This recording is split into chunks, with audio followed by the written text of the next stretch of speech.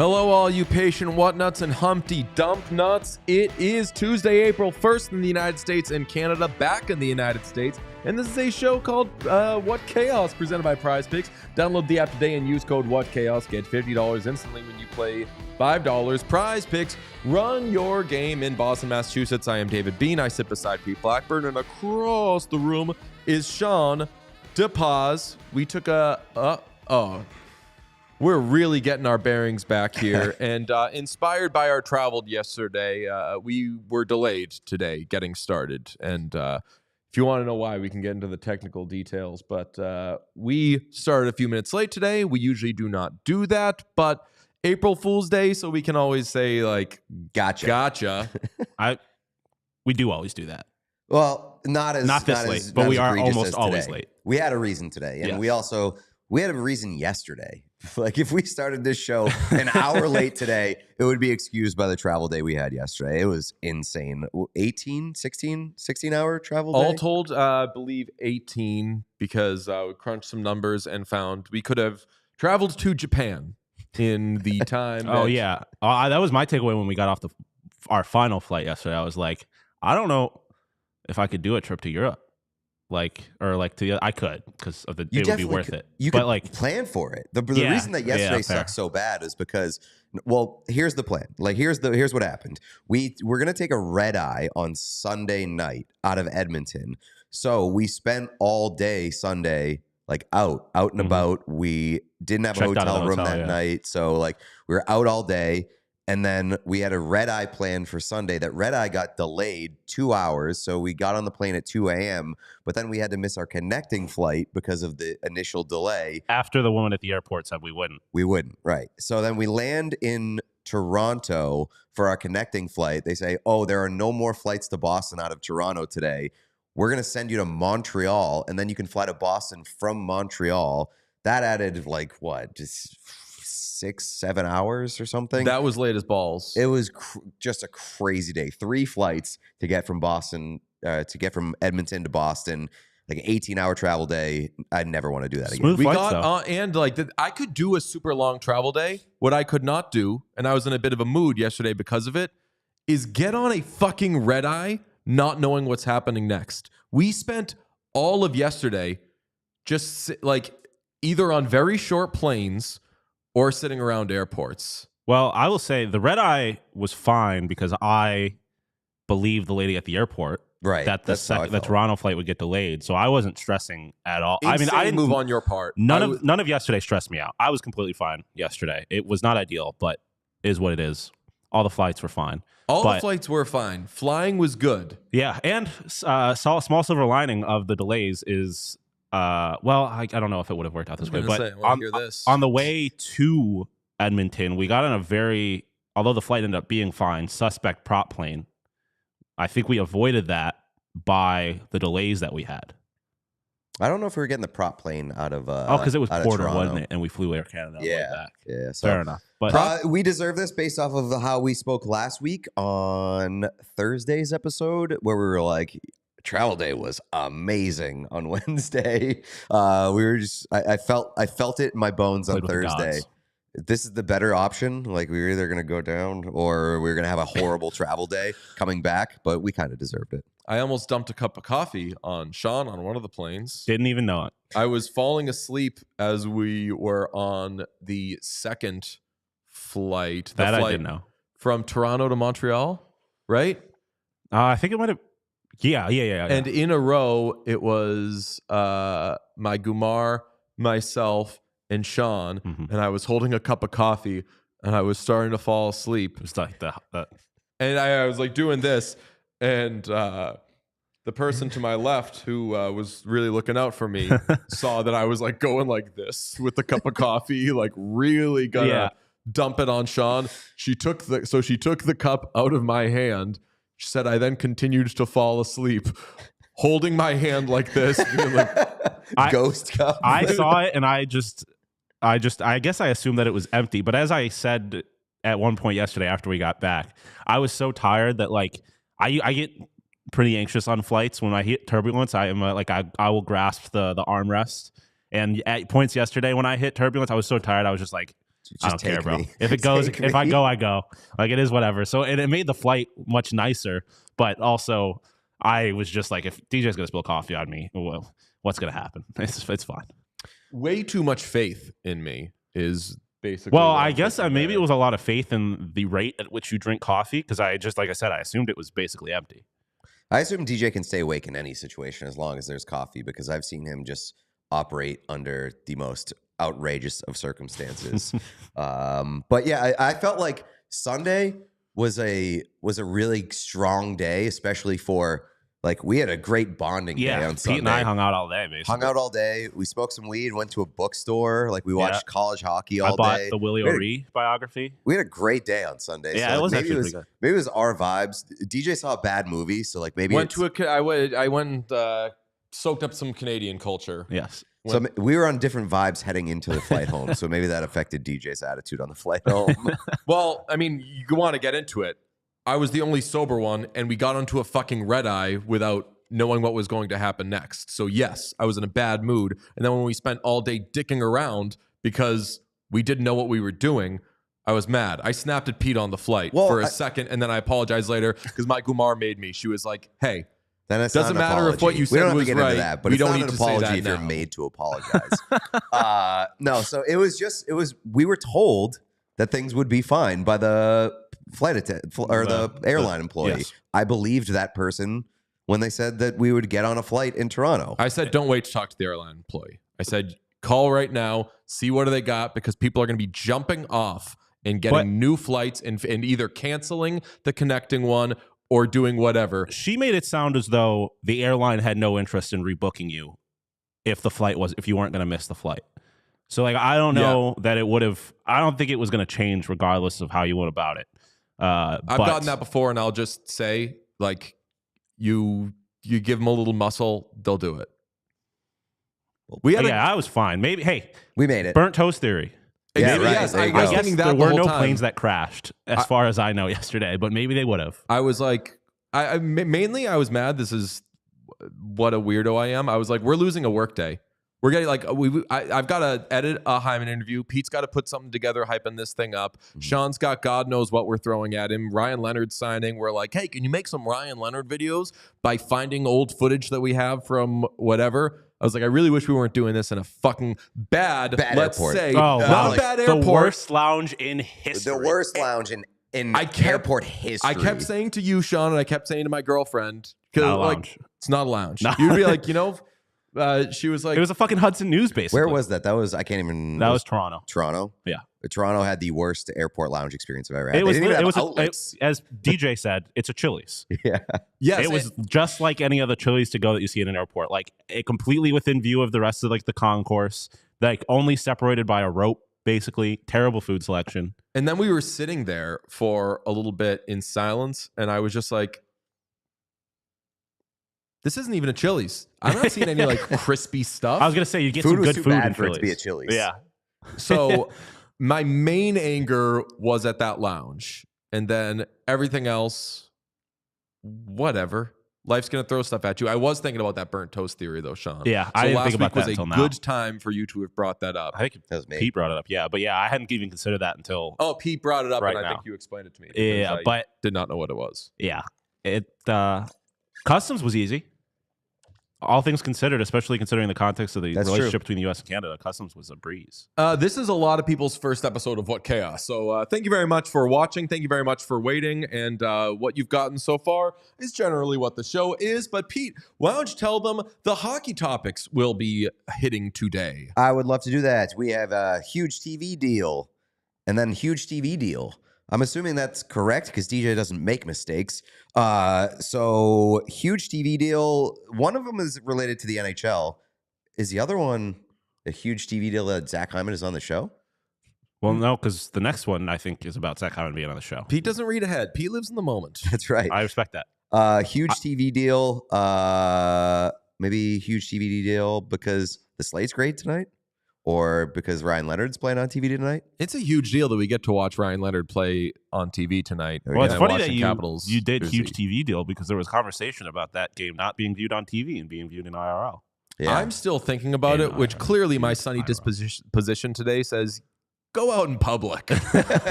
Go be around people.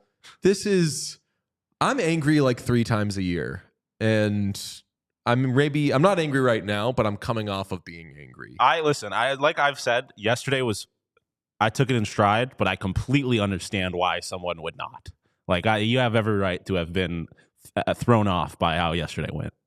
I would agree. Thank you very much. I respect that. I should also note, full marks. My lovely girlfriend has met both of you, knows both of you, had a lovely time. She was like, I'm sure by the end of the trip, everybody was sick of everybody and nobody wanted to see each other. And I was like, I wouldn't even say that. So she likes you guys. That's nice. Yeah, that's great. That didn't sound like she did. Yeah. It sounded like she was tired of us by the end of the trip, but I'll take it. Zach Hyman is going to join the show.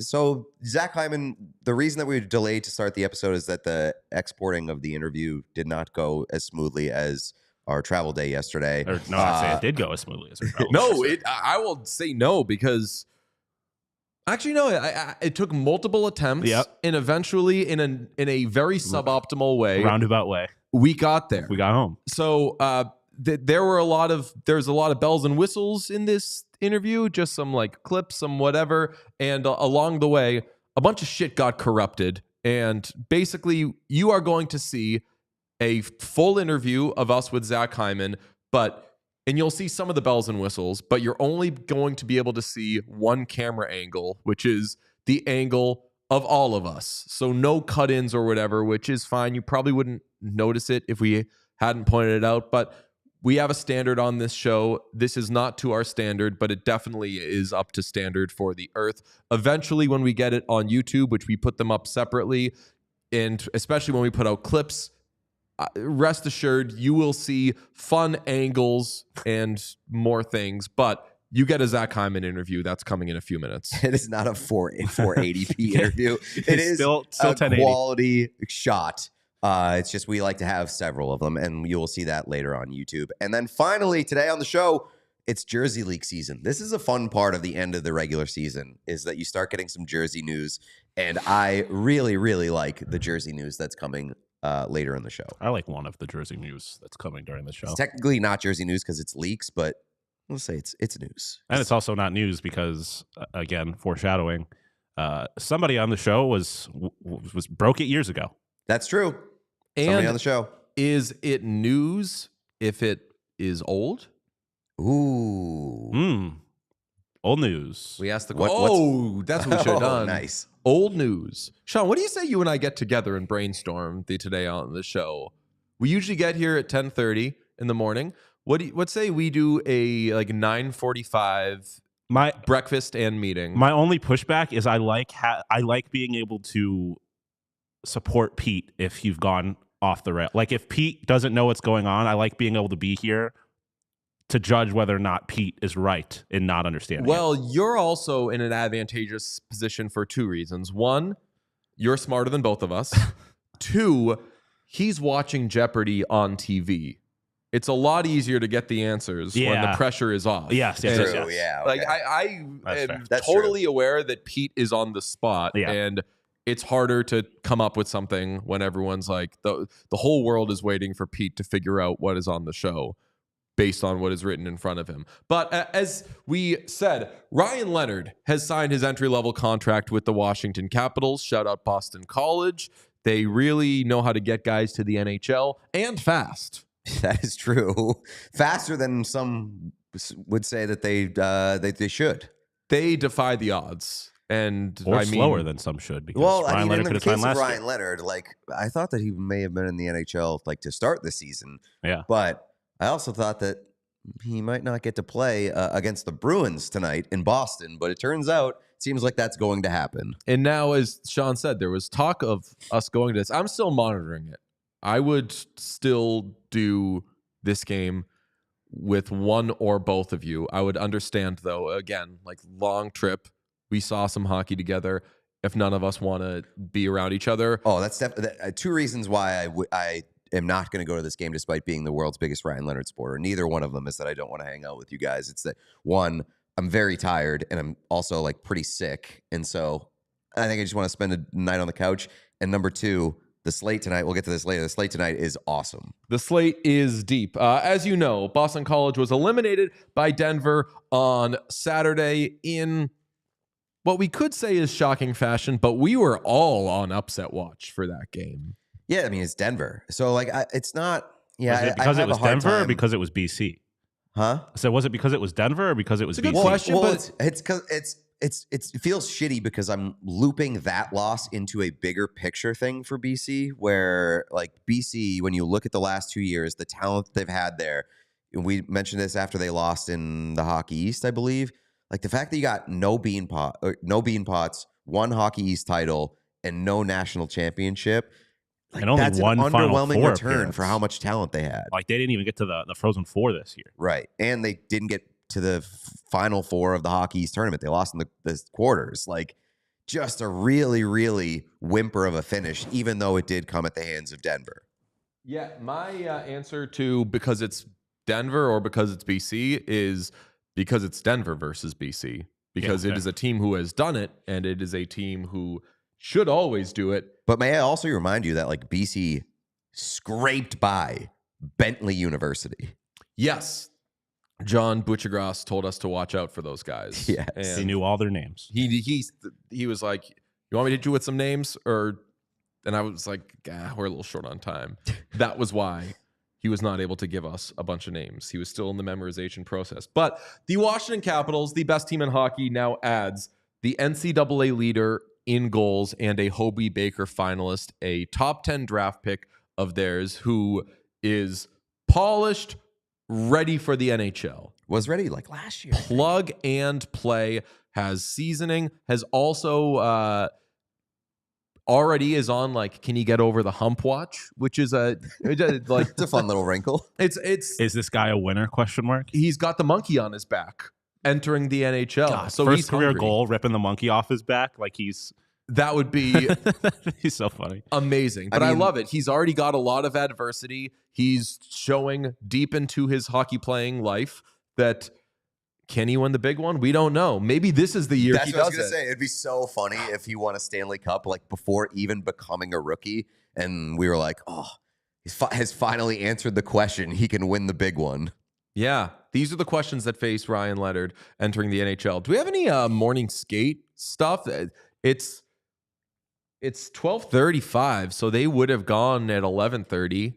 There were pictures and photos. There were pictures and photos. Oh, that's very true. And video. Yes. And no, it said that he was skating. I didn't see who he was skating with this morning. Capitals, let me make sure that this is per Tom Glitti. Mm-hmm. Capitals coach Spencer Carberry said Ryan Leonard will play on a line with Dylan Strome and Alexei Protas. Yes. Oh, yeah, right. my God. That's a top. My God. Top six yes. Ryan Leonard to begin his career. Taylor Radish is coming out of the lineup. Strome and Protas are awesome. This is going to be this is my favorite line in the NHL. I mean, here is your top 9 for the Washington Capitals. Pierre-Luc Dubois between Alexander Ovechkin and Tom Wilson. Decent. Banger. Dylan Strome between Alexei Protas and Ryan Leonard. Exciting. Lars Eller between Connor McMichael and Andrew Mangiapane. Okay. Damn. That is... This team is not leaving or it's not going to beat the fun what happens ? Allegations. I love that this team is going to win the President's Trophy while remaining that like exciting. Can they do it? You're dropping in the NCAA arguably's best player. Yeah. And I mean, we talked about it at the trade deadline. Games to go. They don't have to do anything at the trade deadline because they're getting a top 6 forward at the end of the season. Unbelievable. And we haven't mentioned whatever Jacob Chychrun is killing once. What an exciting team. What an exciting day to be a Washington Capitals fan. We had this game circled because we wanted to go to it and see Ovi potentially tie or break the record. He can still do that tonight. It's a little less likely, but it's still Alexander Ovechkin. Now it's exciting because you get to see the new look Washington Capitals. Do you think that Ryan Leonard sticks in a top 6 role? I think it's probably to finish the season. Like, I think you got to give him some runway. I think he's definitely a top 6 caliber forward, and it's not unprecedented. That line is awesome, and if it doesn't work, it's not going to be because they're not awesome. It's just going to be because he's not ready yet. Sean, I have airdropped you, by the way, an export. Could you just like scan through it and make sure there's not like a million dead frames or anything like that? Because we will get to Zach Hyman in just a couple of minutes, provided God does not hate us. Yeah, we'll do other notable college signings while Sean does that, and then we will get back to one more Ryan Leonard thing that you don't want to miss. Some other notable college signings. Taylor McCarr goes to the Avalanche. Jimmy Snuggerud goes to the Blues. Gabe Perreault signs with the Rangers. And Callum Tongue, our guy, that guy who gave Boston College an absolute tongue lashing in the Hockey East tournament, signs with the Rangers. Yeah. I mean, that. Famously, the Rangers do love themselves a goaltender from Connecticut that they can sign. So I'm not happy about or that. The college. So yeah, I mean, it's a good story. I mean, a freshman coming out at 21, undrafted, and then signing after his freshman season. Pretty nice little story for Callum Tongue there. You know who I want? You know where I would have liked for Callum Tongue? Preds. Why? Because just replace Homeboy as the next Askarov. guy in waiting. Yeah. That's not bad. We do have to talk about Ryan Leonard team bonding with the Washington Capitals off the bat. Yes. If you folks don't know, when they have these rookie camps, they'll take them to do some like rope things and lifting up barrels and obstacle courses and races and things to bond. Ryan Leonard didn't get to do that because he, as a college player, he doesn't have an NHL contract. NCAA, it's got a rule you can't go to camp. Can't do these things. They got to catch him up to speed. So on March 31st in the United States and Canada, here's what Ryan Leonard was doing. That is him at the bar. Yep, Bands and Make Her Dance playing. No, this isn't the band's. Oh, right. This is them just hanging out. This is Ryan Leonard getting prime seating location at the bar at 20 years old, by the way. Not to be a narc or anything, but it's just saying he's earned it in Boston. He's earned it in Boston. That's all I'll say about that.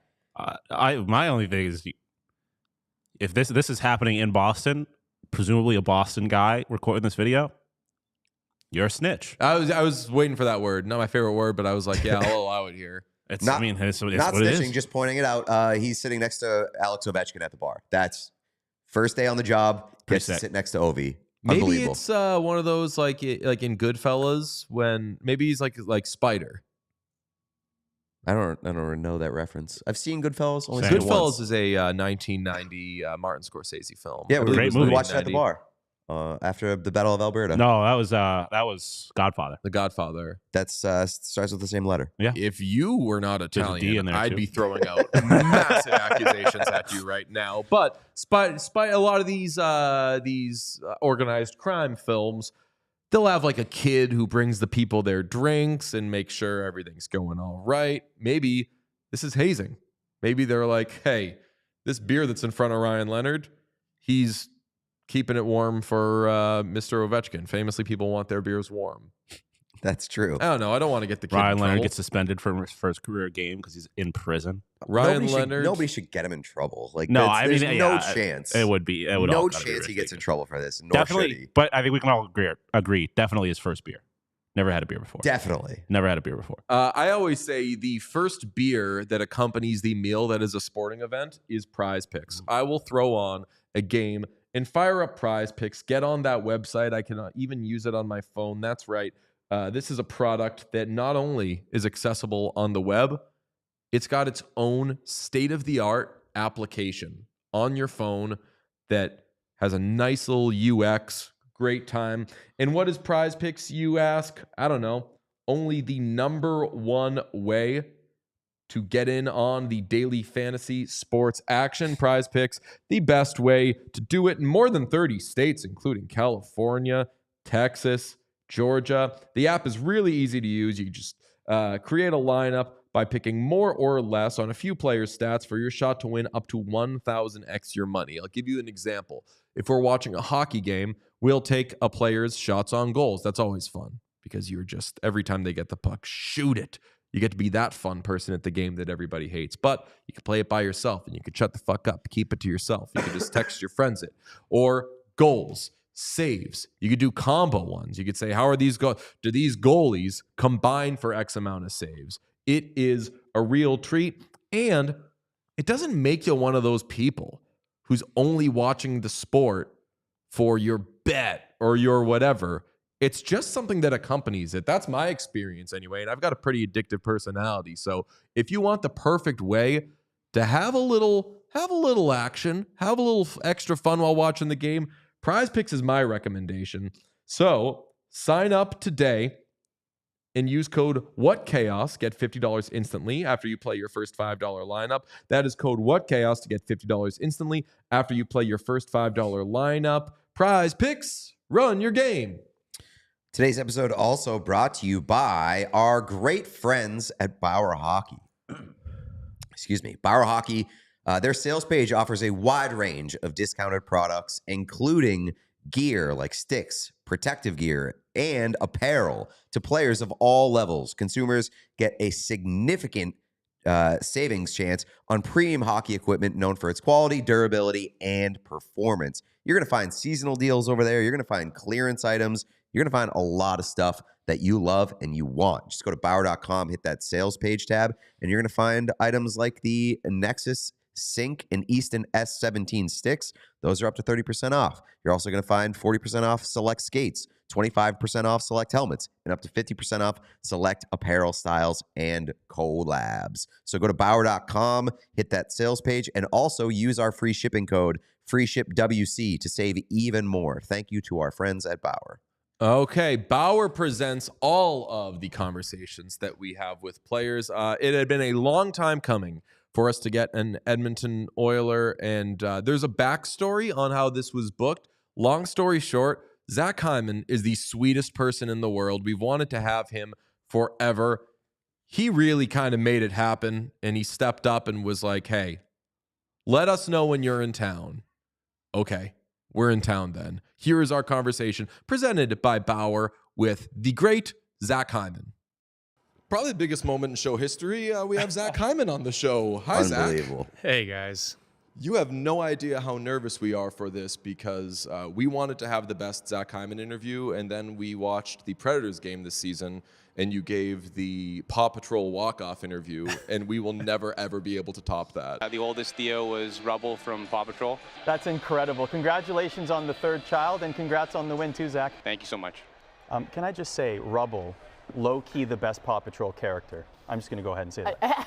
Do you know that they have a show? They have a show, Rubble and Crew. He loves it. So if you have kids, Rubble and Crew, it's a good one. Oh, that's what it is. He's excellent. Great. Okay, thanks, guys. Yeah, Rubble and, well, he's on Paw Patrol, but he got a spin-off. Okay, thanks, guys. I love it. I mean, Paw Patrol's a high bar. Did you know the interview was over when you did that? Because they were like kind of tagging it and being like, that's Zach Hyman. He mentioned Paw Patrol. Here's what I think. And you just stayed on and you were like, oh, I got takes. Yeah, no, I had no idea. I thought we were done. So, but camera was still rolling. Family must have loved that interview, right? They did. Oh, yeah, the kids loved it. We've since passed the Paw Patrol stage. We're on Octonauts now. So What is this? Big. Oh yeah, octonauts. They're like underwater adventures. It's pretty cool. Not for dogs? No. Oh, good. There's like a polar bear. There is a dog. There's all different. As long as the dogs animals are jumping up from time to time. Yeah, right. Don't want to give kids the wrong idea. Yeah, it was all very funny watching that, though, because we had Zach Werenski on last year. We've had him on a couple of times, and we were talking about those Michigan teams. Yeah. And we were like, we were already a huge Zach Hyman podcast. And we were like, all of that talent and all of these future NHLers, was there any adult in the room? And he was like, yeah, Zach Hyman. So then seeing you give like a very dad interview after being called the dad of the team was amazing. You are in year 4 with the Oilers. First of all, has it felt that long? And what's this experience been like? Because every year there's been either a new career best or a cup run or something incredible. Yeah, it's been an amazing 4 years. It's felt short and long at the same time, if that makes sense. Like when you're in it, it goes slowly, and then you look back and you're like, holy moly, like 4 years has flown by. And yeah, it's been an amazing journey with the team. Obviously, some cup runs, personal success, and hopefully another cup run this year. Yeah, I mean, it's obviously been a great fit, and you've kind of elevated yourself to a degree that, I don't know, did you think that you had that in you?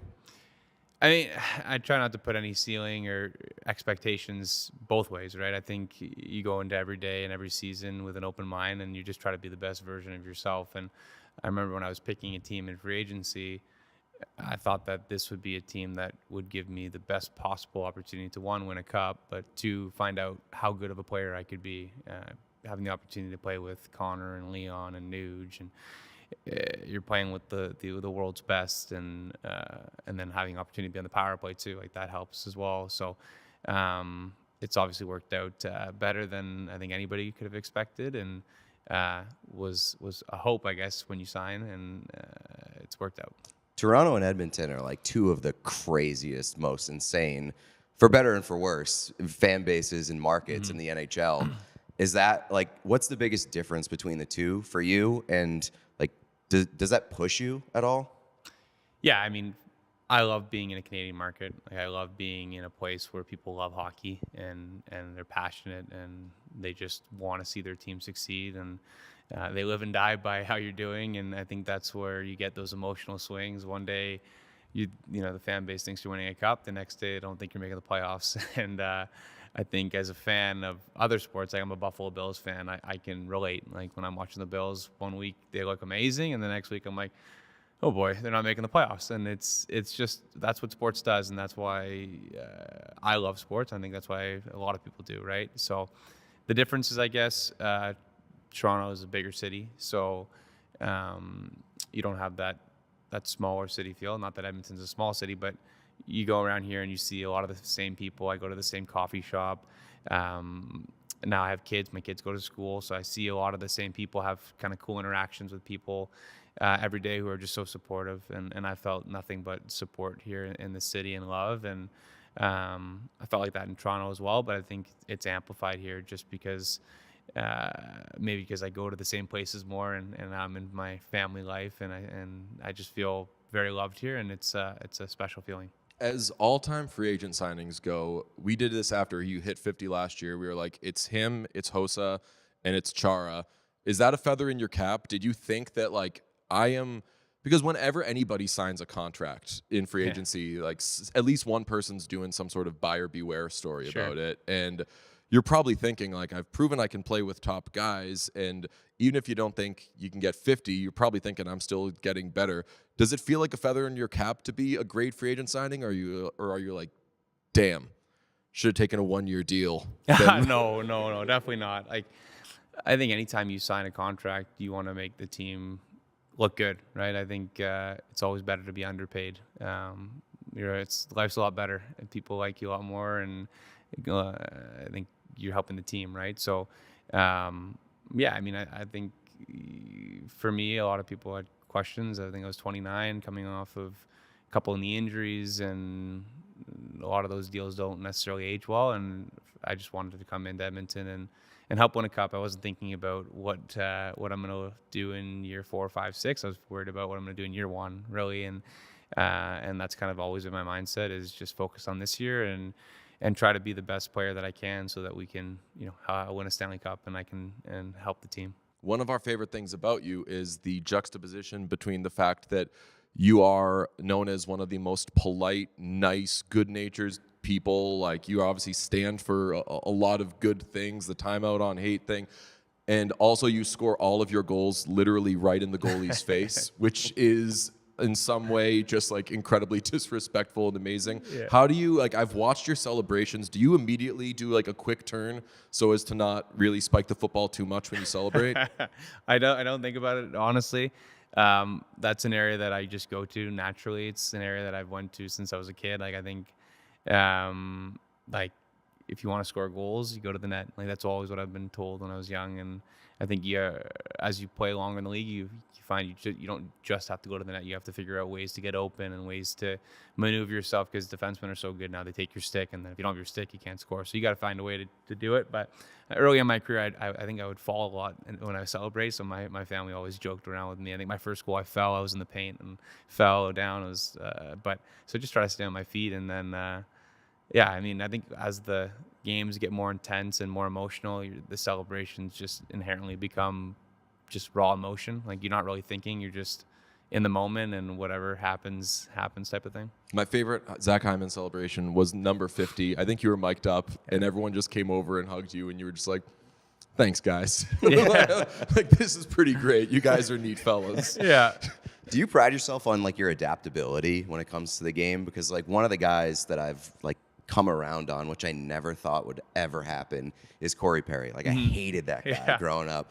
And now, like, just the adaptability of his game and his ability to slide up and down, do whatever needs to be done. Like, is that something that you see yourself having, or, like, being open to the older you get? Because, like, we interviewed Brad Marchand, we talked about Corey Perry, and we were like, do you see yourself being that guy down the line? He was like, no, like, if I'm not a star, like, and if I don't feel like I am hitting the level that, like, I've had at a point in my career, I'll just walk away.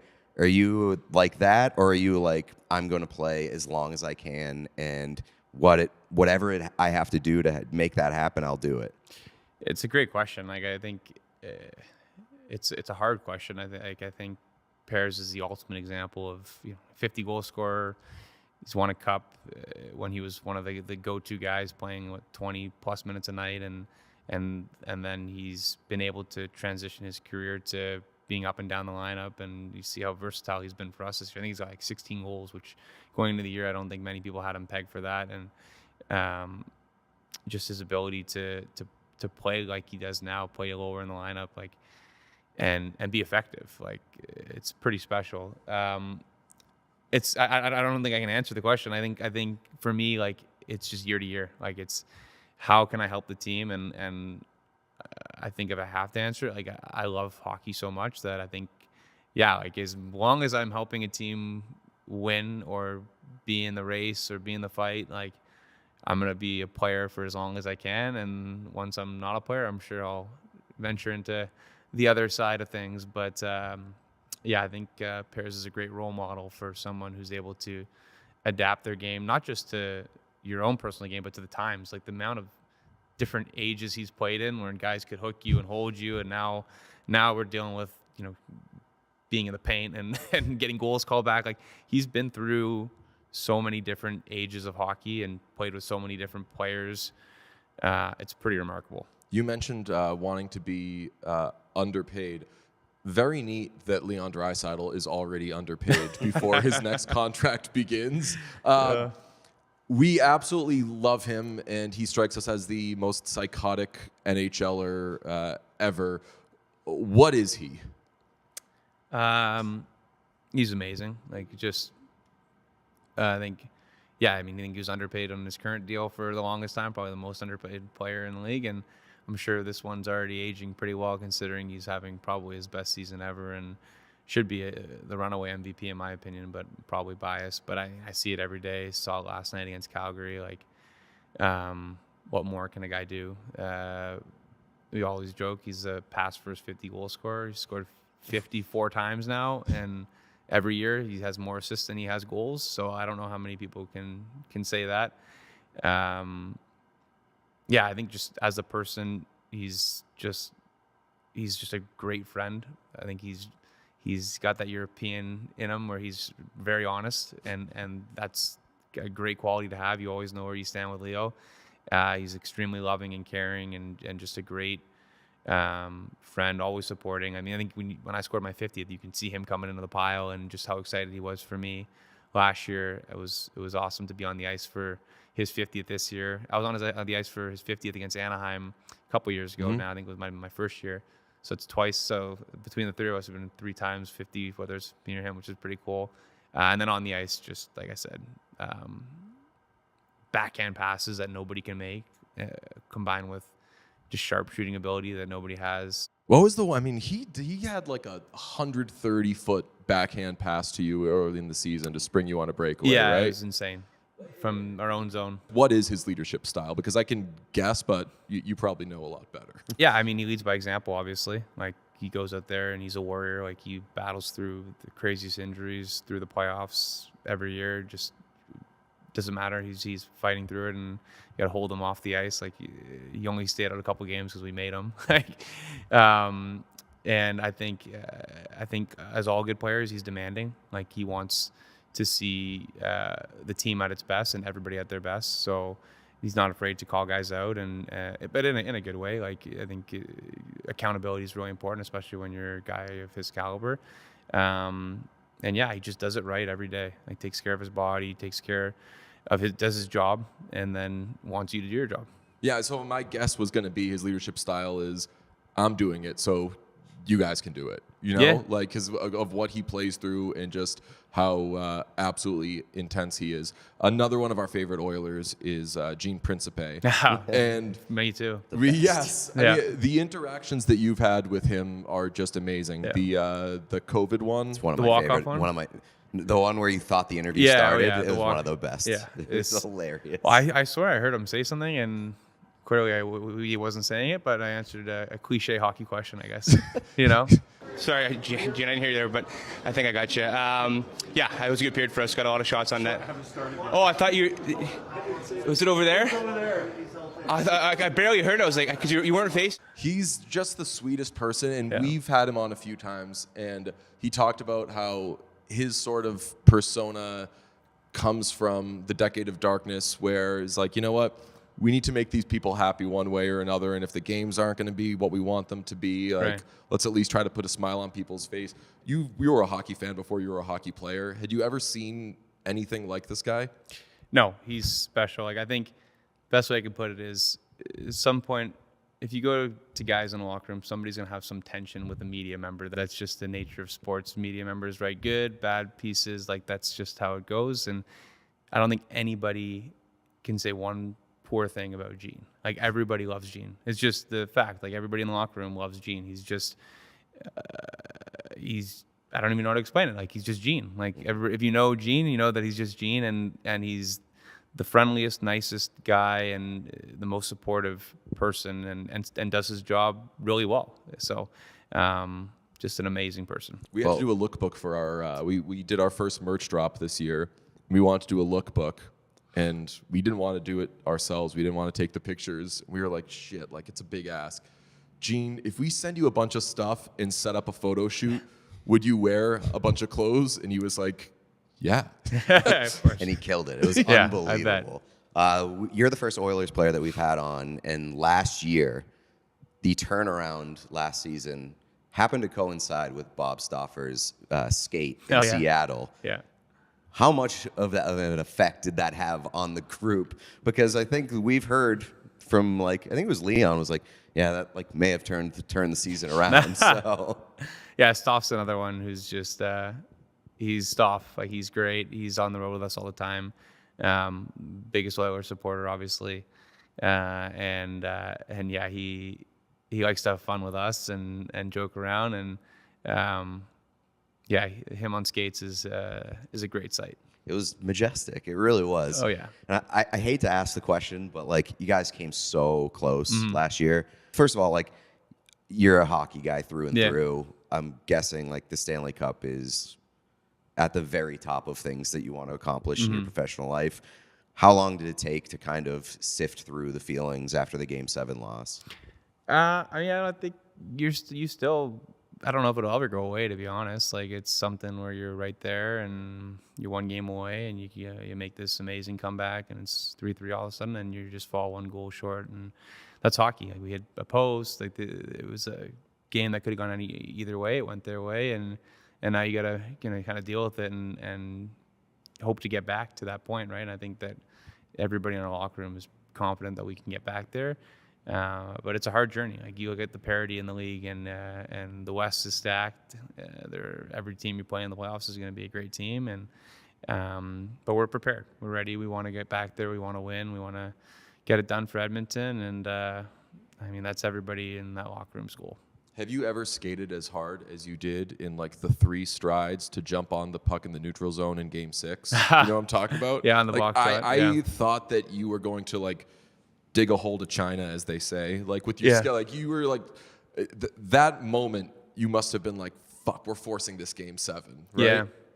Yeah. I mean, I think Nuge blocked the shot, and the puck was kind of just like in that perfect. It's kind of like a drill you do when you're a kid, when there's a puck just in the middle waiting for you, and you got to go against the defenseman. You have a step, and you got to get the breakaway, right? And it was there, and I think it was Forsling. He's pretty fast. I'm like, I got to move here. So I was able to get it off, and obviously a big goal to force 7. It must be hard to, after last year's Cup run, to kind of have a normal regular season, because I mean, you were saying in the room right after, like, we are going to be back. We're going to get back here. What's it been like for this team to navigate a regular season and try to be normal people when we know watching every game you're all like, fuck, get me to April right now? Yeah, no, honestly, it's hard. Like, going to be honest with you guys, like, it's hard to start a season and you're back to square one and it's Game 1. And I mean, the season went all the way till the end of June, so you have like 2 months only to kind of recover, and you're all banged up and train, and then all of a sudden the next season starting, and it's preseason or Game 1, and you just came off of a Game 7, kind of the biggest game you're ever going to play in, right? Even if you get back to Game 7, it's the same thing. You're the biggest possible game you could play in for a cup, and now you're starting from the bottom again, and you have to reset emotionally and physically, and get back to, it's a new year, it's a new team. Forget about last year. It's this year. So yeah, it was tough to start for sure, and I think we were able to manage it and get through it and come out stronger. And now we're in a good spot for another run. Most absurd part of that Cup run was that you became pen pals with Shaquille O'Neal. Yeah, it was insane. What did it feel like as you wrote, like, "Dear Shaq, thanks for all the support"? Like, was there any, like, how is this still going on? Like, how did we get to this point? I mean, bananas. Like, if you told me as a kid that Shaq would be wearing my jersey or just calling himself Zach Hyman, like what are you, like, what, that is so out of context. And when am I playing basketball now? Like, what is going on? But yeah, the TNT guys obviously took that and ran with it, and they loved the name Shaq. Yeah, they loved the name Zach Hyman, and Shaq and Charles were on set doing their thing, and they're always entertaining to watch. Even with basketball, I tune into the intermission just to watch those guys because they're just entertainers. And yeah, that was surreal to see him moving around on skates or with the big stick. So yeah, we had fun with it. You had to give him a goalie jersey, right? Yeah. Because he's too big. Oh, right. And you had to, like, Frankenstein 2 of your sticks, which, like, you're not a small guy. No. You had to Frankenstein 2 of your sticks together just to make something that worked for him. Yeah, the equipment guys did a great job. But yeah, it was wild. Was there any point during that run where you were like, all right, enough? I'm trying to lock in on a Stanley Cup final run here. Yeah, they're like, Zach, Shaq was wondering if he could get a helmet as well. And you're like, give him a helmet. You know what? It was kind of one of those things where things were rolling, and if you're doing well, you're playing well, and then things are rolling, you kind of just roll with it. And yeah, we had fun with it. I think we treaded the line well, where it was all fun and games, but we were still obviously focused on the big picture. Do you think that this, I mean, I know that you did because you thought it after Game 7, but do you think this group, which is different from last year's in some ways, is that Stanley Cup caliber team? I do. Yeah. I mean, I think we have a great team. I think we haven't seen our team really. We made those moves at the deadline, and we still haven't really seen what our team looks like. And we won't until Game 1. Vander's obviously still out. he'll be back. Freddie's out, he'll be back. Connor's out, he'll be back. Eki's out right now, he'll be back. Leon was out, now he's back. So, yeah, we don't know what our team looks like until game one, really. And I think we're pretty confident that the players that we're adding are just going to help. We love Trent Frederick. We've had him on the show. Yeah. Pizza Bruins fan. Well, that's Boston guy, right? Yeah. So you guys would know more about him than me. Yeah. Yeah, absolutely. Like down here, but a really good player. At the very least, he is going to annoy. I mean, I'm sure you've seen the mic'd up thing with PK Subban. Yeah. Incredible. Where Subban's just like, leave me alone, sir. Yeah. That's Trent Frederick. Yeah. So, and that's something that, I don't know, I feel like every time a team doesn't get its ultimate prize, people either say they're too small, right, or that like they don't have enough people who will get in there. Trent Frederick will absolutely get in there, and he will annoy the hell out of so many people. So that's an awesome getting. I've really liked Wallman too. Yeah, he's been great. Sky's the limit, man. Yeah. Thank you so much for coming on with us, man. I appreciate it, guys. Like we are the preeminent Zach Hyman podcast. I mean, last year at the end of season gift, I gave DJ a nice little gift. I think he brought it. Yeah. So nice. Yeah, it was like he was having a blast last year, the entire season with the season that you were having. So as we were talking about, I mean, like Hyman's office. Yeah. Oh, perfect. Yeah. So Pete commissioned this. We were doing a show and he busts out something that is clearly framed, and I'm like, what could he have gotten me? And it was just like an unbelievable season that we were just on top of the entire time. That's a goal map. That's hilarious. It is. In the paint. It's unbelievable. So, like, we talk about, like, you have to take so much pride in that 38 right there. Yeah, show it to Shaq. Yes, right? Right. There So you go. Shaq would get that. Right? Amazing. Well, not many 3-pointers. So we do another thing that we do on our show. So we've been accused of just doing too much grab ass on our show, which is just goofing around and talking about whatever. I get very annoyed when something happens in a game and someone will say, "Oh, I didn't have that on my bingo card," right? Because like Zach Hyman having a hat trick would not be on a bingo card because bingo cards are just numbers. Yeah. So that's a pet peeve of mine. So we made bingo cards for the playoffs, and one of them was Zach Hyman scores from downtown, and it was just basically like the dot or back. You got one. And we did. Oh, that's great. Yeah. So we Good will stuff. continue to be massive fans. Yeah. You are the best for coming on with us, I man. appreciate it, Thanks guys. so much. Thanks so much. No, my pleasure. Love Zach Hyman. He's amazing. If anybody's checking this out for that conversation, make sure you are subscribed to our YouTube. But he is amazing. Obviously, just the sweetest person in the world. This is how the little like sign off of it went after we were done with the interview. Awesome. I could sign that for if you want. Oh my God, yeah, that'd be awesome. I feel like 54 would be sick. You want your name on it or just sign? You guys choose.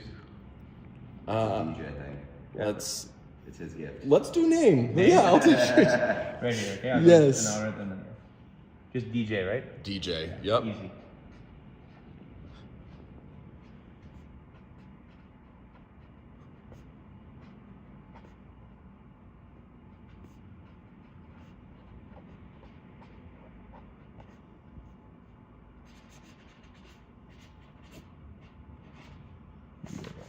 Most prized possession. Look at that. You are the greatest.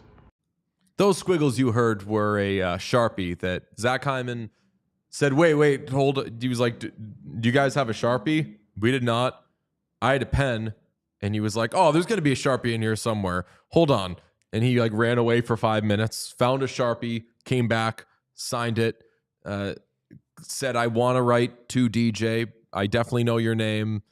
Please let me. I was like, hey, look, man, it's your call. Offered to sign, hunted down a Sharpie, like went so far out of his way, and like talked to us for like a few minutes after the fact. Just like held him for more time than we probably deserved. He's just the nicest guy. Unbelievable. Yeah, loves hockey, wants to talk about hockey, wants to play hockey, wants to call a timeout on hate. How can you not adore the man? Me and Sean were talking afterwards. Like, though, I do want to find out like what he plans on doing after retiring, because he's like definitely screams, and he mentions it in the interview, like, I will find the next thing. I'm going to be a hockey lifer. He obviously has the OHL already team. has the job, right? But like that doesn't that doesn't mean that he has to like manage that team after his career. Like, I think he has like a role with the team. I don't know what it is, but maybe that's just like the first step. I don't know. I'm very interested to see what he does after he's done playing, but obviously still very good right now. Same. Yeah, we didn't have time to get into the Bulldogs, but they're good. First place. Damn. Watch out. And I wanted, if we had forever, I wanted to be like, because he bought the Bulldogs from Michael Andlauer. I would love to know how those negotiations / conversations went, because that's like the 2 MVPs of season 1 of What Chaos going toe to toe. One guy who's probably yelling a bunch, the other one who's probably like, hey, I want us to be both happy, because ain't that what life's about? Incredible. Speaking of sales and money changing hands, shout out the NHL. Cap is going up. What do you mean cap's going up? The NHL has doubled its TV deal with Rogers, signing a 12-year, $7.7 billion deal with the media company. We're not huge numbers and X's and O's guys when it comes to TVs. Whenever people are like, hey, this got this rating. Sweet, cool. Don't really care about it. Don't really know about it. But love the NHL getting huge buckos. I love him getting money, and I love him staying with Rogers, because I think Sportsnet's production quality has been very, very good. So I'm happy for all of our friends north of the border, assuming that they're as pleasantly surprised or as happy with Rogers and Sportsnet as I am. Plus, it means that our friend Gene, exactly, he's still there. 12 years. Still running shit. From Sportico, the NHL has reached an agreement with Rogers Communications on a new 12-year Canadian TV deal that will pay the league about $7.7 billion, 11.11 billion Canadian. According to multiple people familiar with the details, the total and per year averages are more than double the league's current agreement with Rogers. The league's media and executive committees have recommended that owners approve the deal in a vote in the coming days, said the people who are granted. Should that happen, it would be announced as early as next week. The deal will kick in for the 2026-2027 season. Also, the first year of Connor McDavid's new contract as DJ Bean. So, Connor McDavid, you are a billionaire. Billionaire. Yes. That would be awesome if they were, I mean, obviously there's a cap, but it's like soccer should have hockey should have what Major League Soccer has, which is, here's how much money you can pay players. It's the funniest rule in the world. Except for 3 guys. You can pay them. Oh, really? I did not. Oh, yeah. Designated players. Messi's not coming to MLS with a salary cap. Does make sense. Right. Yes. So, like, Messi, like, owns Major League Soccer, basically.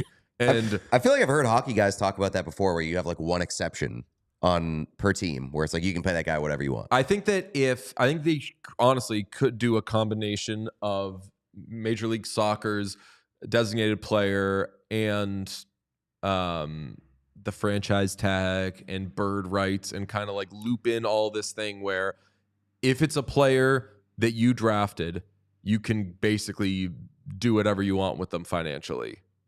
I mean, I don't have a problem with that, really. There would then, though, be... if the Sabres could have been like, Jack, just here's a fucking $500 million. Shut the fuck up. That would have rocked. But then you would run into, obviously, trading them would be an issue, because in basketball, there are certain contracts that a team can only have like one per team, I want to say.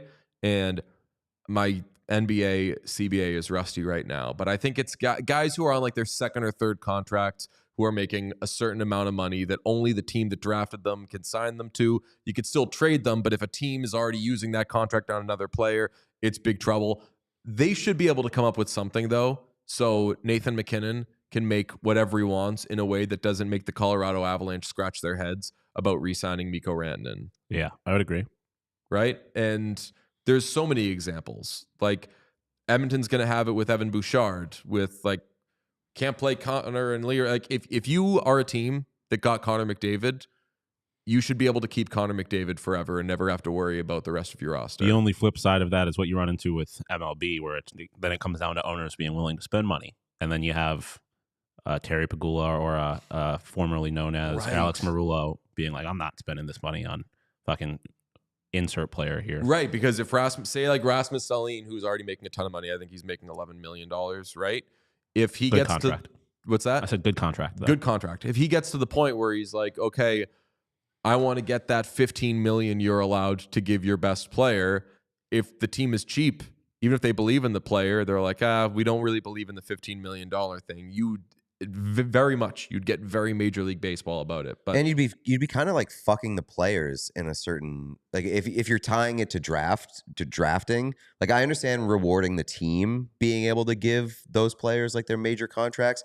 But if you do get drafted like by, say, a Buffalo or whatever team you want to X team, and they're not willing to pay their stars, then the stars are getting fucked if they have to go somewhere else and they can't get the same kind of money. Yeah, I mean, that would for sure. You know what you'd get is more people pulling Eric Lindros or Eli Manning, or there are a few players who have done it moves where it's like, I'm not going there. I'm not getting drafted here. You're going to have a lot more teams entering the poverty franchise tag conversation. Teams could fuck them though and say and do what the Chargers did to Eli Manning and be like, fine.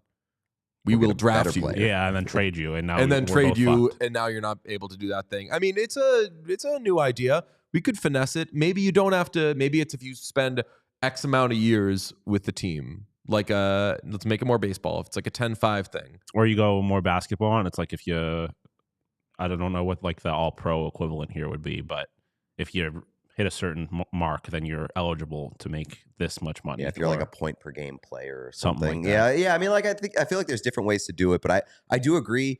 On one hand, I think you should be rewarding teams for drafting well and give them a better chance to retain those players. I also think that it may not be the worst idea to provide an exception for like exceptional status players. Yeah, but it would also not be good for parity. Because in this scenario, the Oilers by now would have given Connor McDavid a $20 million per year contract, and you wouldn't have had the Broberg-Holloway thing. And not that Broberg plus Holloway on this team, plus Skinner and all these guys would mean that the Oilers would like by far be the best team. We saw Boston a few years ago. It looked like they were by far the best team, and they didn't do anything. But it would be bad for parity, and that teams less frequently would end up in the cap bind. Well, I think they also could have kept Broberg and Holloway by Ken Holland doing his job. Yeah, I was going to say, you also like, I think you would adjust the cap. You would lower the cap in this situation because now you're paying one less player and you just have a guy that doesn't count towards the cap. So you'd still have to use kind of the same math. All other things ultimately, though, it definitely would hurt parity in a sense that like a team like the Maple Leafs would always be able to go out and give out like crazy money, except for like the best player available on the market. Like, obviously, you can only do it for like a certain, like if you don't have one on the roster, you can go out and get one. But I'm just saying, like, they're always going to be in the running to be like handing out money for like the exceptional contracts. But I mean, you think about their team right now. I was going to say I feel like they would still be the team that has to overpay because they would have Matthews making $1 bajillion, and then you will maybe get I think increasingly rare Maple Leafs pajamas guy like John Tavares, who's like, I want to play for the Maple Leafs. Other than that, Maple Leafs are a team that have to pay more money. And I mean, in this situation, like Tavares, if we're talking about teams that drafted the guy, like Tavares wouldn't qualify there.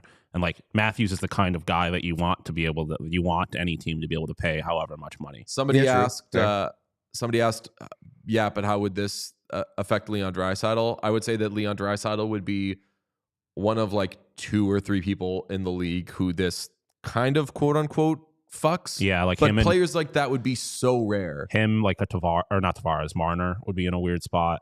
Rantanen's an example where like that's the highest paid player on a lot of teams. But like in this case, they could have given Leon $16 million instead of 14 because McDavid's not counting against the cap. Smart little. It was fun. Oh, somebody said Jeff Skinner doesn't get bought out in that situation. I don't know. Because this is the other side of this. Like I was saying, poverty franchises are going to cheap owners are still going to be like, I have a jumbotron to build.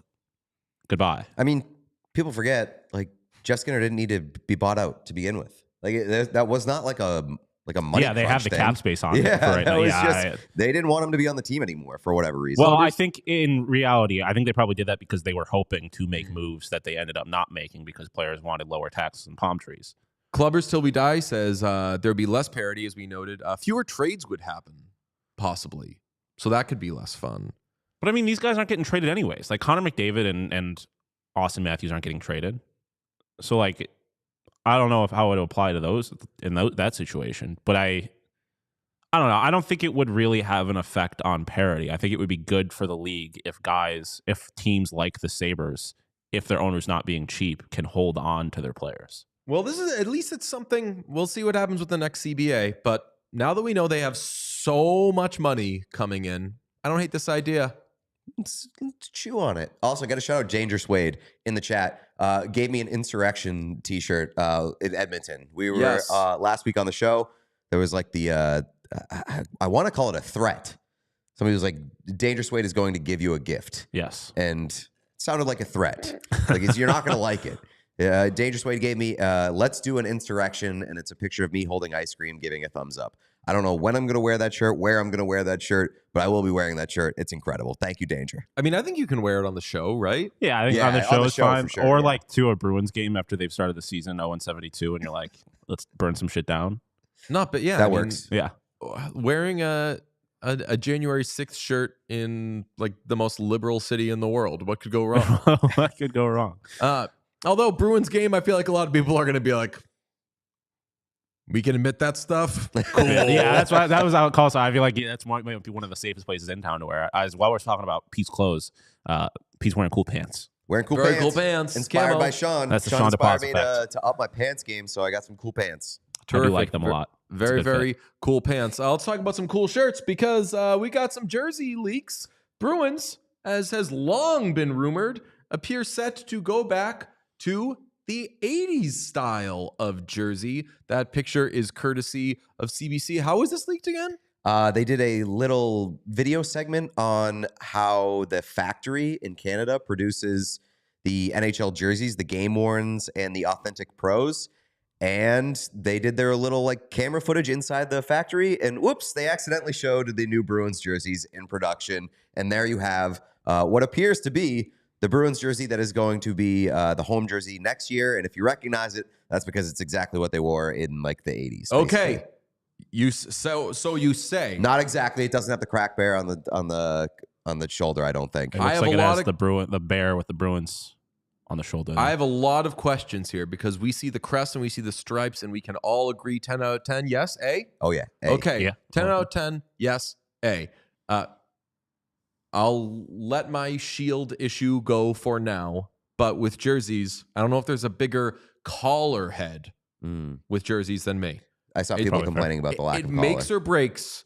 I cannot see a collar there. Can you? I don't know what's going on. It looks like straight black. Style there, back in the 80s, was a V-neck, like a wide thick V yellow with the yellow.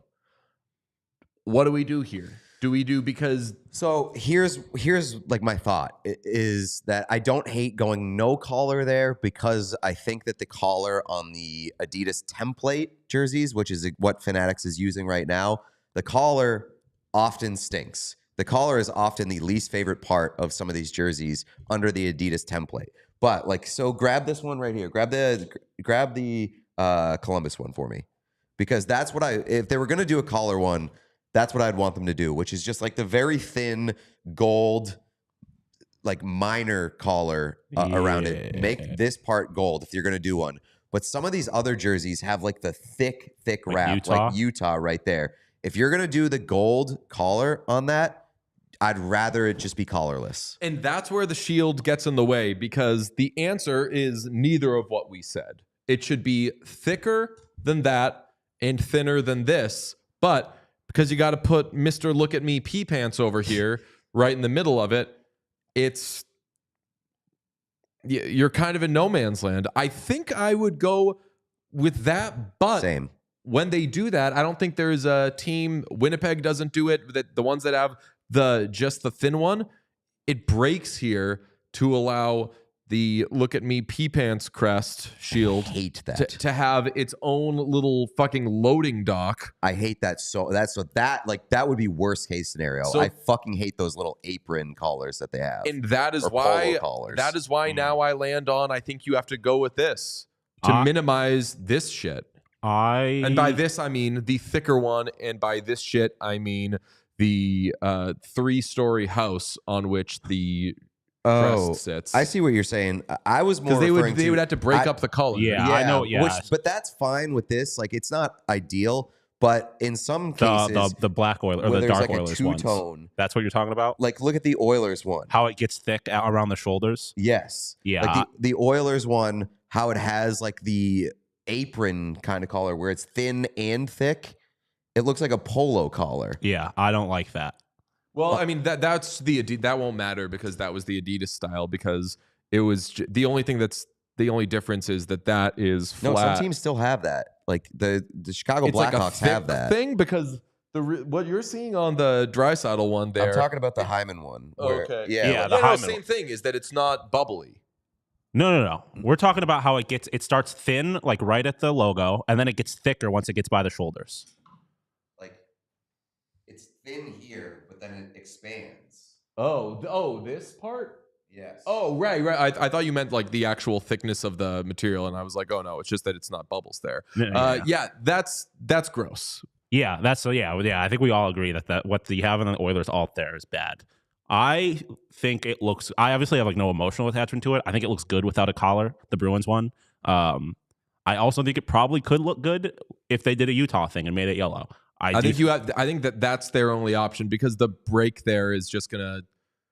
I think it would look good. I would prefer the break versus the thick gold collar. I think that's something I would really just have to see in person. But I think anything but the Oilers, the alternate Oilers thing where like the polo collar, I think would probably look fine. I'm also leaving open the option for so when the Adidas template, Fanatics template now switches over to like Fanatics actual first ever jersey design where they're building the template, like the Bruins could be keeping the option open to rework it like a year down the road, because a lot of teams did that when Adidas took over. Like, they didn't make big changes to the design, but some of the elements brought on by the new jersey template, like it made them change the collar and things like that. So like that could definitely be reworked. Like, I'm just happy that the Bruins are going with a base jersey that is like the 80s jersey. I'm looking at picture of Mitch Marner right now, and the Leafs have it where it's like what you see on the alternate jersey there, except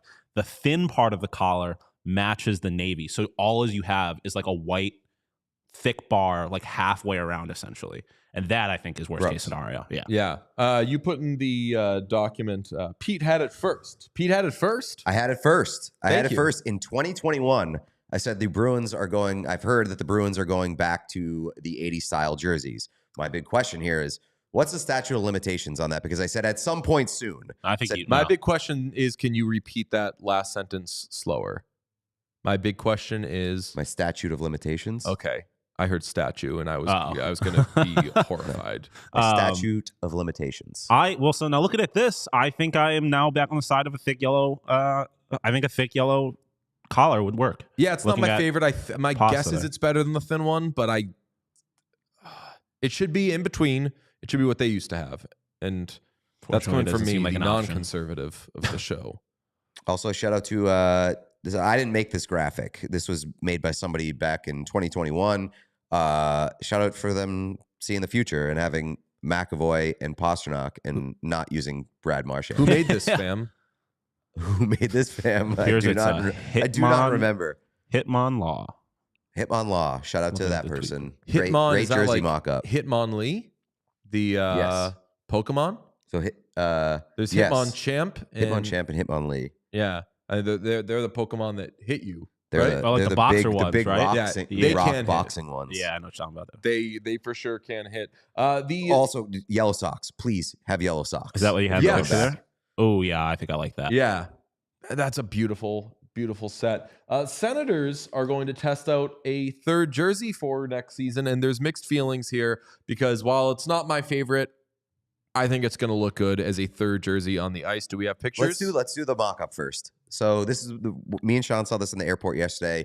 Sean was like, I don't know if I like it. I love it based off of this mock-up. Yeah, I do. I think as I said, the mock-up is better than what you see in the actual pictures. I like the detail in the sleeves, the little olive branch thing that they have going on there. But the gold on the black does not work for me.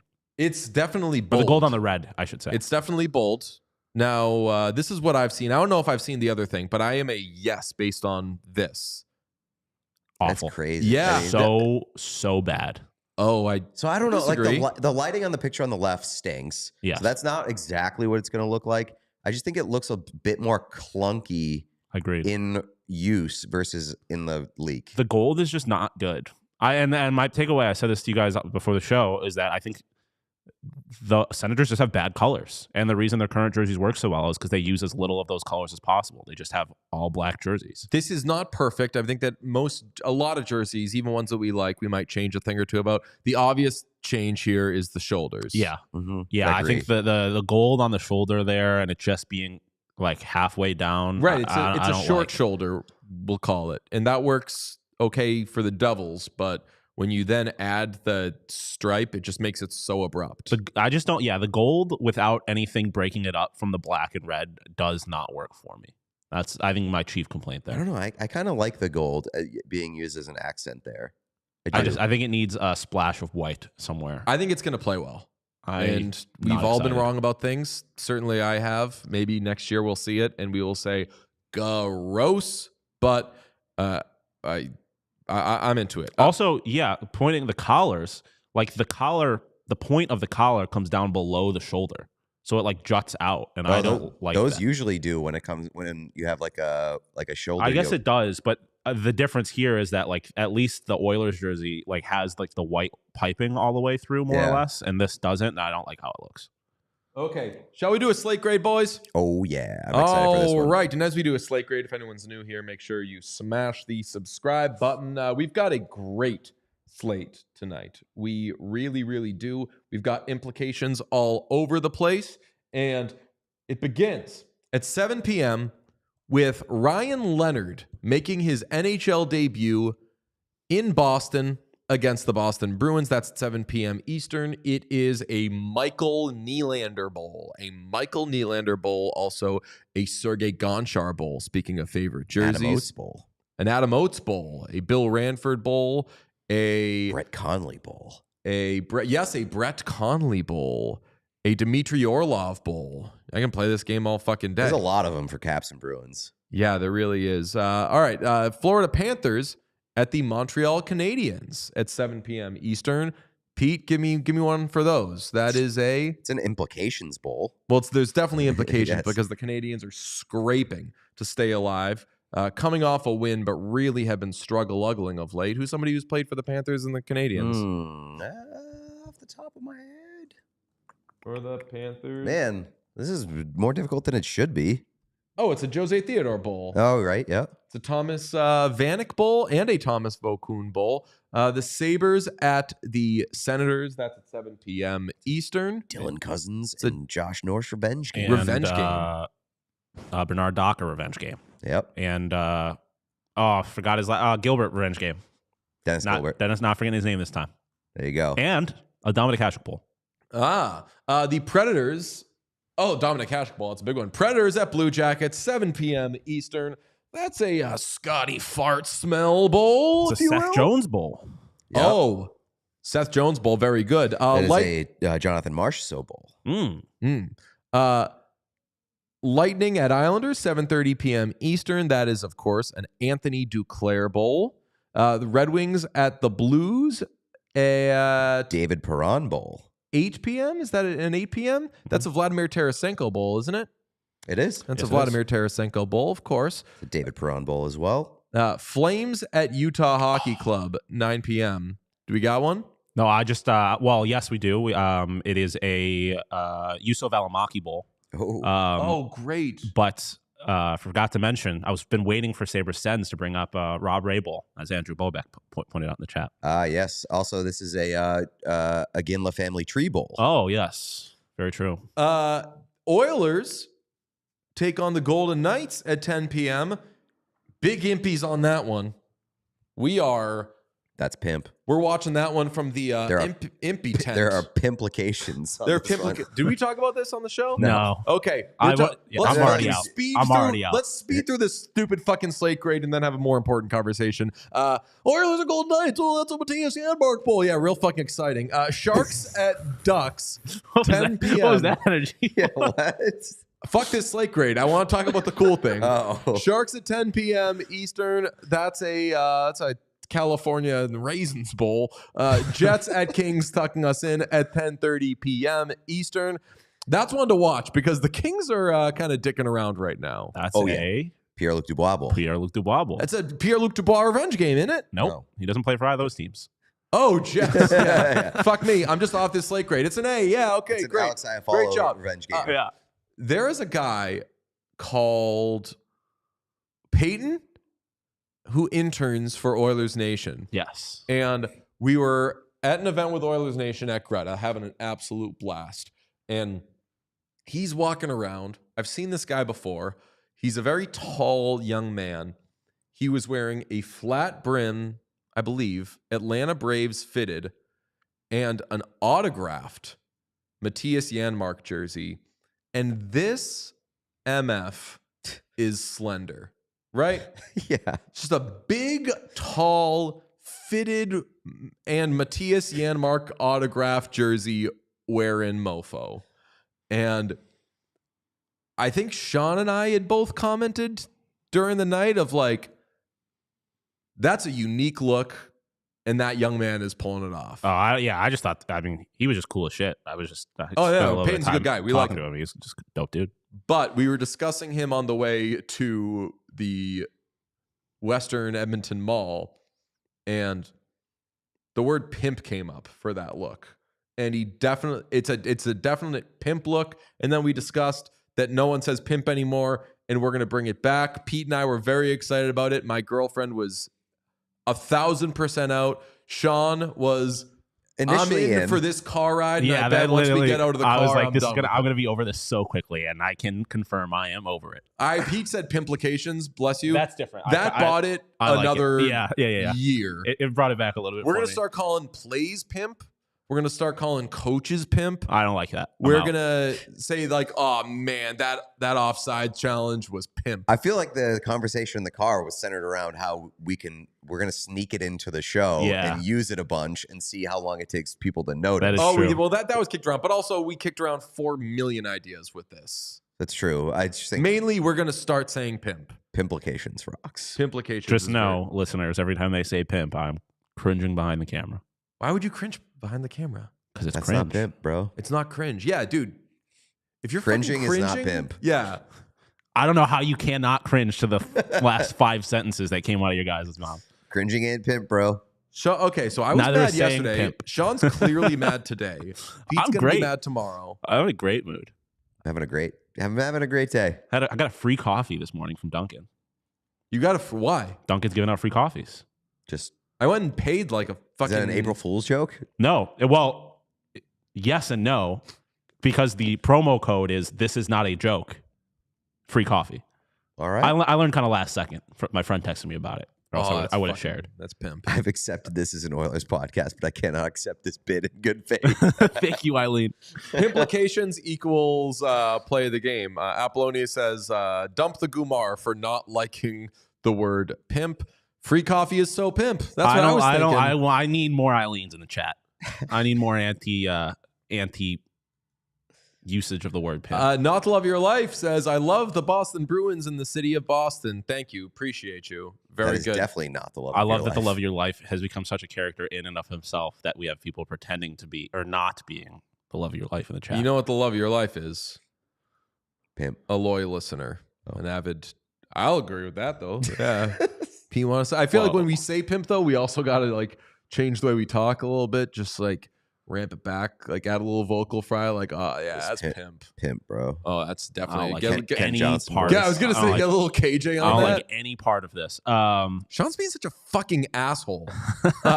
Pimplication works, says Nolan B. If you can pimp a homer, you can pimp a goal. You can pimp things. I don't have a problem with that. I don't like referring to people as pimp. But I do like, you can pimp a goal. You can absolutely pimp a goal. Some allegations in the chat that you are not pimp, Sean. I think that Sean is probably the most pimp of the three of us. See, how do you say that with a straight face? Pants because I thought that Sean was so pimp. See, yeah, you're trying to tail him. How do you say that and be like, that's cool? I don't know, man. I think it's we got. So like, I'm the one that don't give a fuck. Pete's the bad boy, and Sean's the one's like kind of pimp. I'm gonna end the show. Conversation. I'm gonna end the show. Unbelievable. Sean's being you're being a wimp, is what you're being. I would say that no pimps use the word pimp. I didn't say I was a pimp. I'm not trying to be a pimp. And you're not using the word pimp. That shows you're a pimp. You said no pimps use the word pimp. You're the only one here that's mad about the word pimp. I respect women. Respect women. Prosecution rests. You are never beating the pimp allegations. All right. I'm sick of this show because Sean. Oh, now got to restart this conversation. Catherine Dubuis says, "Are we doing pimp?" Remember when people would say that? Dangerous territory. Dangerous territory. I draw the line. Thank you. At least there's a line somewhere. All right. Slate is an A. Show is an A. Thank you to Zach Hyman for joining. Somebody in the chat said dismissive A grade on the slate is crazy work. Yeah, I know. All right, enough of this slate. It's an A. We're moving on. Yeah, it was worth an A, but not worth spending time on. J Rock says DJ dresses like a retired pharmacist. That is exactly what I'm going. When I jokingly said I'm that one that don't give a fuck, retired pharmacist. Give that to me. How do you? I don't even know. What does that even mean? I don't know. Famously, when a pharmacist is not retired, they wear the same outfit. I don't know what's going on How anymore. does anybody know what a pharmacist's style looks like? Well, I mean, I think the only way I could take that is that DJ's dressed like a 70-year-old man, which I don't think is true necessarily. But no, well, I mean, I could see somebody who wears a lot of shackets being accused of looking like a pharmacist.